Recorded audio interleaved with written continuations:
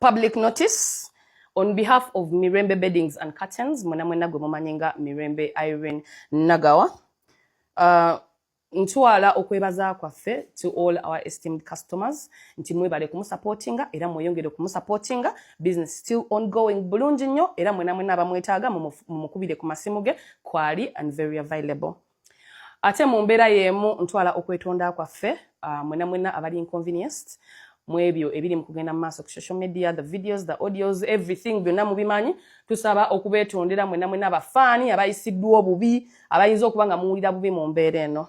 Tegeeza the general public oba eggwanga lyonna nti omukyala Mirembe takyali in any marital arrangement n'omwami Sseggujja Ivan. Nkiddamu omukyala Mirembe Beddings takyali mu bufumbo ne mwami Nsyambya furniture oba mwena gwe mumanyi nga Sseggujja Ivan. Ate ndi wano okutegeeza eggwanga nti obufumbo bwaggwawo dda.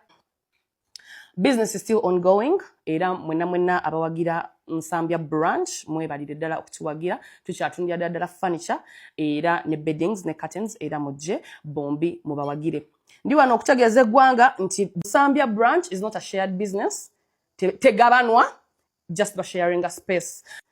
Ya buli omu ali mu kukolerawo business era tusaba buwagizi tubeebaza n'okubeebaza mwena abawagira Nsyambya furniture workshop ne Mirembe Beddings.